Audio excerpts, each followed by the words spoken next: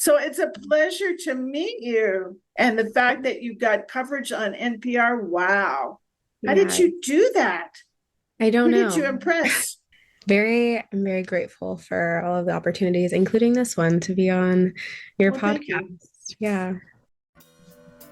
Today on the Women Mind the Water Art of It Series podcast on womenmindthewater.com, I'm speaking with Jada Alexander.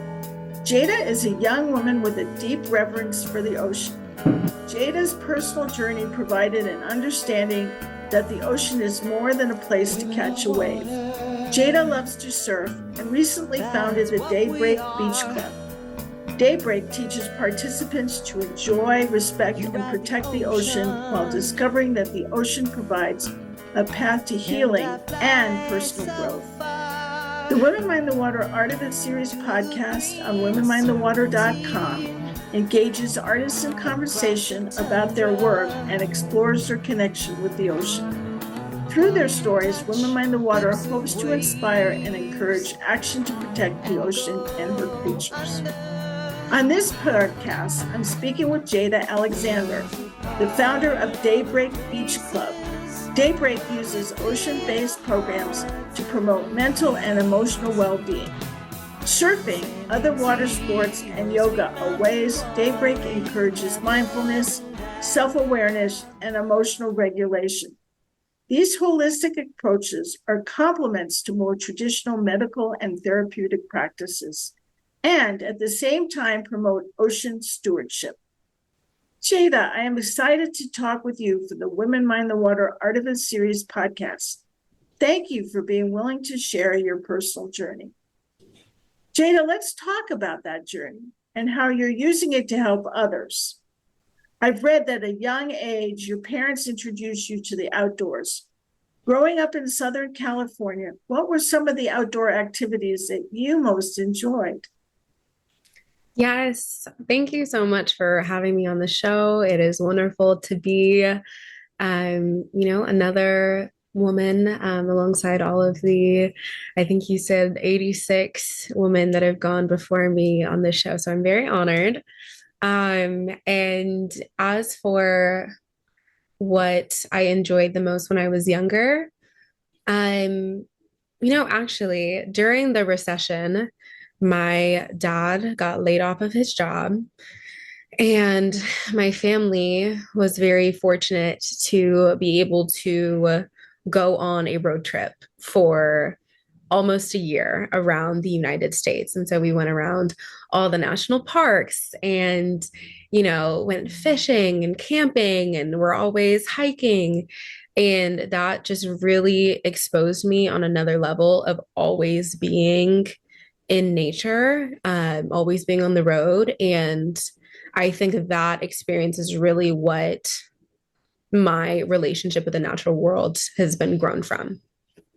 So, when you were introduced to surfing, were you a natural or did it take time for you to learn how to sustain a ride?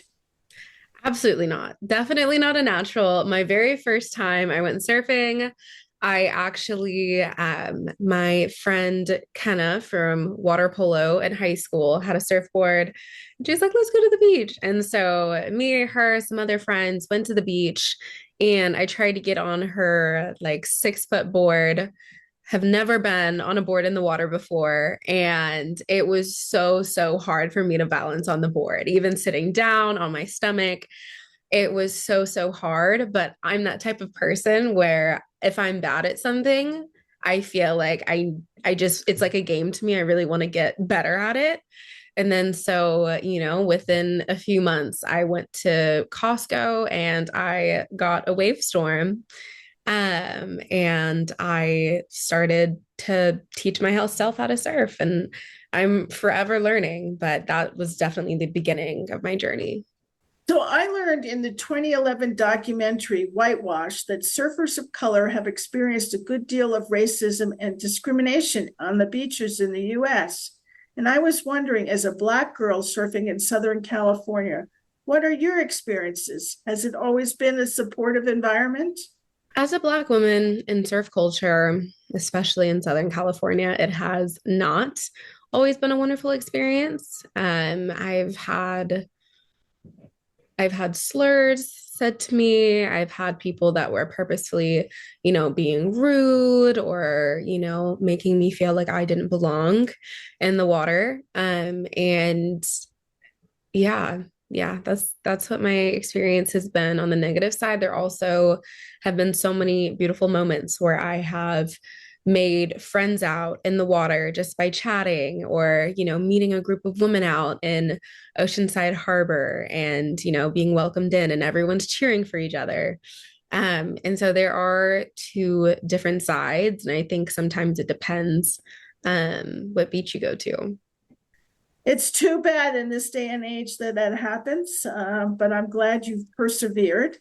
And I wondered if your love of water-based activities had anything to do with your choice in college to study environmental science or more specifically marine biology. When I was in high school, my parents were very supportive of doing what made me happy, not really worrying about, what kind of money I was going to make. They very much told me it will come. And so I was applying for colleges and I had just taken a tour at UCSB, and that was my top choice, my number one school. And they had a wonderful environmental studies program. And, I feel like when you're in high school, you don't know how many options are really out there. And so I just knew I want to do something that has to do with the environment and education. So that's what I'm going to choose. And then as I learn more, I'll go from there. And so when I went into college, I just kept meeting people and getting new opportunities. And I got to teach at elementary schools. And then I met people that introduced me to an application for the diversity project to go do marine science research in Maria, French Polynesia.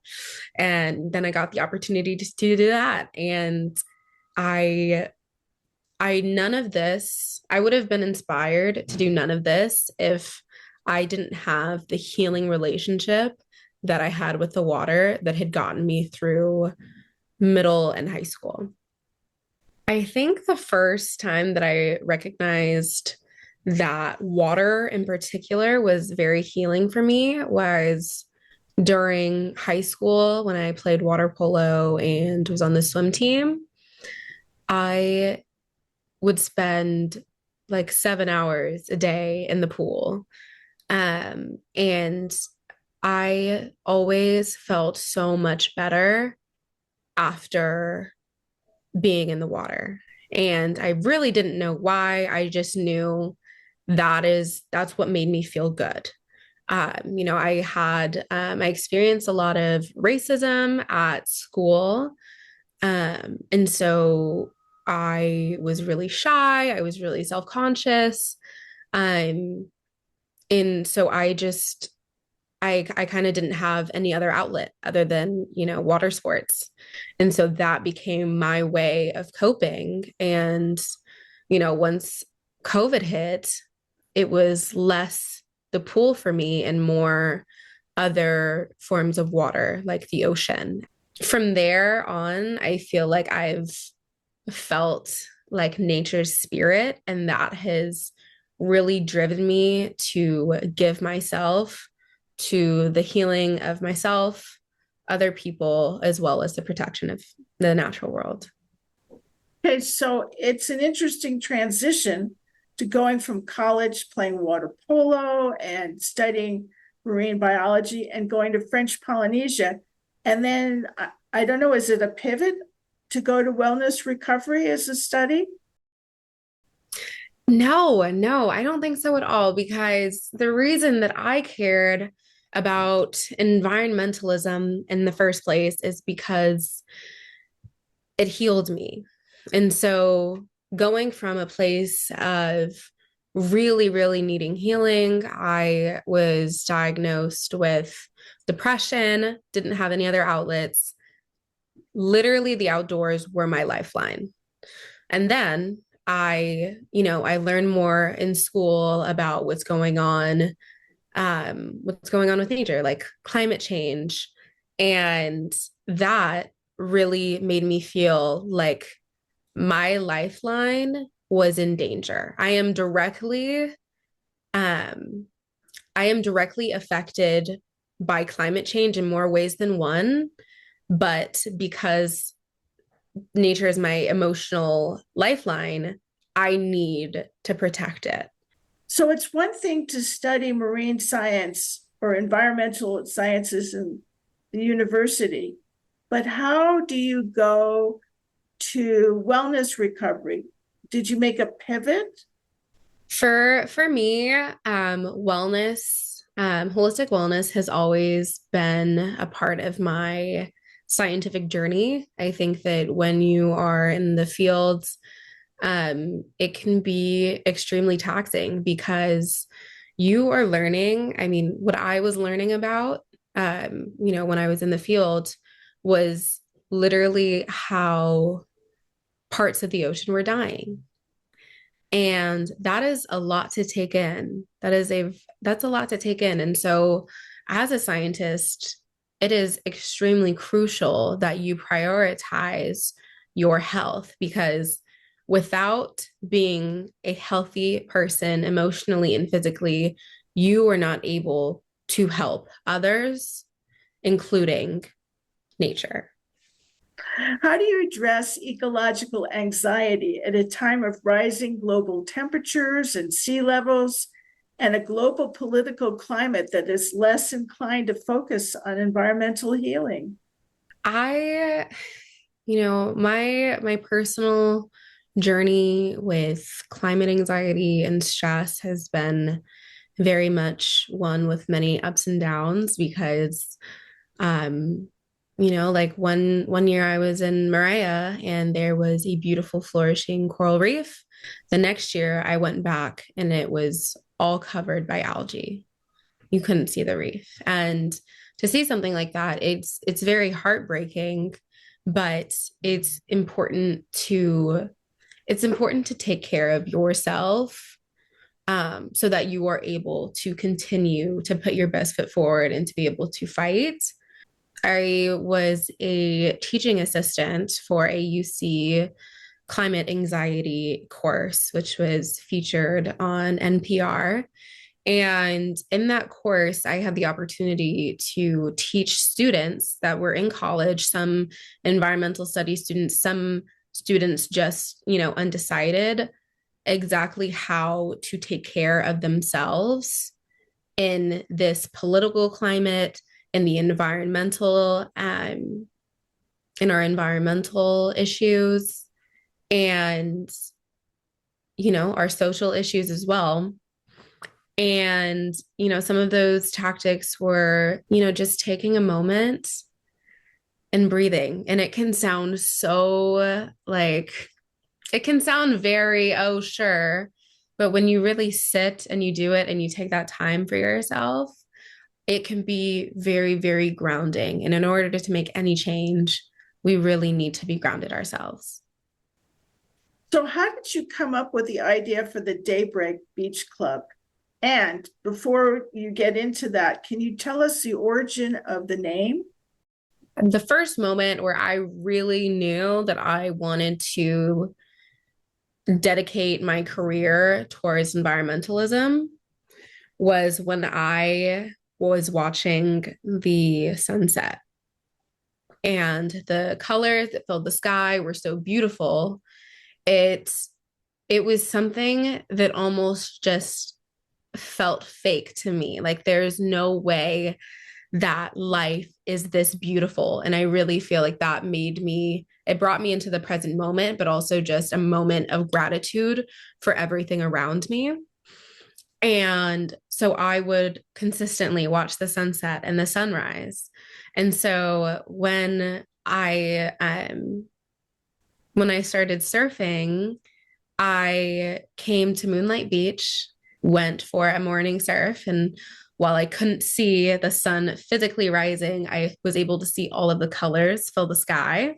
It was a magical moment for me, of clarity about my purpose and my intentions in life. I was really struggling, like, what do I call this? What do I call this? And then I came up with Project Daybreak because when I first had that feeling that truly, truly sunk deep within me, that was when I was watching the Daybreak. From there, 2 years down the line is when I founded Daybreak Beach Club, because now instead of a project, it's a community. And what exactly does the Daybreak Beach Club do? So, Daybreak Beach Club is a startup, and we were founded in April of 2024, and it became my full-time job in July of 2024. And so, thus far, it's been much trial and error, but our mission is to increase emotional balance and regulation through ocean-based activities such as surfing. And so we run individual and group sessions in which we work with families on the social, emotional, and physical things they want to work on with their kids. And we use surfing as a tool to do those things. The point of being a part of Daybreak isn't truly to learn how to surf, but it's using it as a vehicle for connection in all of those other ways that we just listed.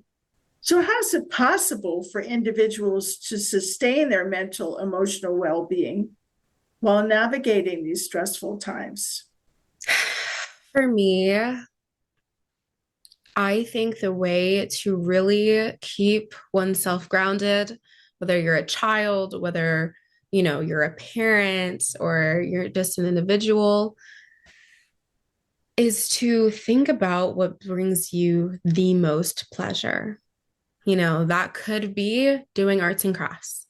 That could be going for a run. That could be going for a surf. That could be just spending time with friends. But whatever charges your battery is the most healing thing that you can do for yourself. Why, when people are working on their well-being, should they also consider being an ocean steward?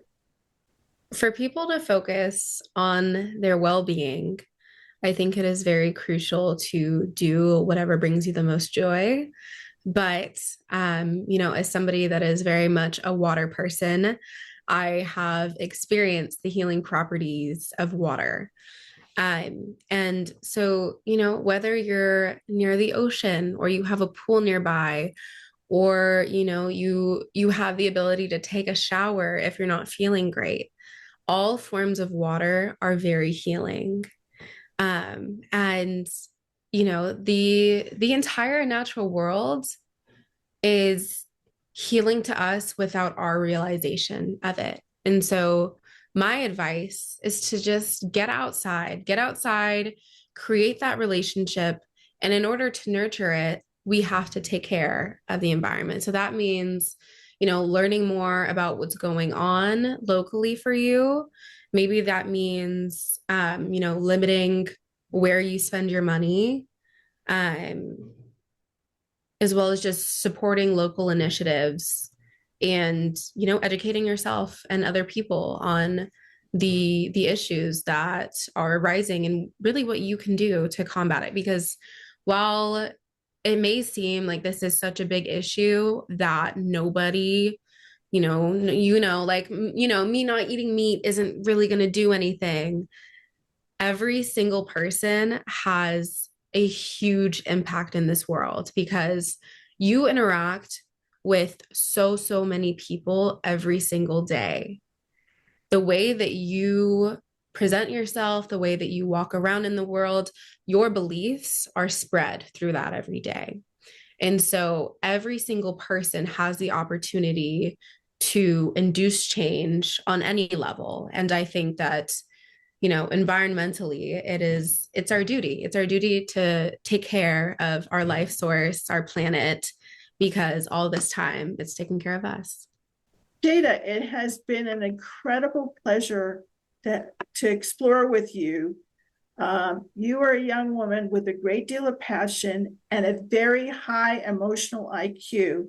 A lot of people can enjoy the sunset once in a while, but they don't make the connections that you do, not only to the earth being always giving to us, but that we have responsibility to them, but also that the earth helps us with our emotional well-being.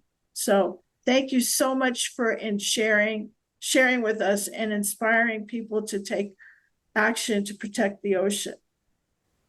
Thank you so much for having me on the show. It's been so much fun getting to chat with you. Thank you. Thank you. So I'd like to remind listeners that I've been speaking with Jada Alexander, the founder of the Daybreak Beach Club, an enterprise that promotes mental and emotional well-being through ocean-based activities. Jada is the latest guest on the Women Mind the Water Artemis Series podcast. This series can be viewed on womenmindthewater.com, Museum on Main Street, and YouTube. An audio-only version of this podcast is available on womenmindthewater.com, on iTunes, and Spotify. Women Mind the Water is grateful to Jane Rice for the song Women of Water. All rights for the Women Mind the Water name and logo belong to Pam Ferris Olson. This is Pam Ferris Olson.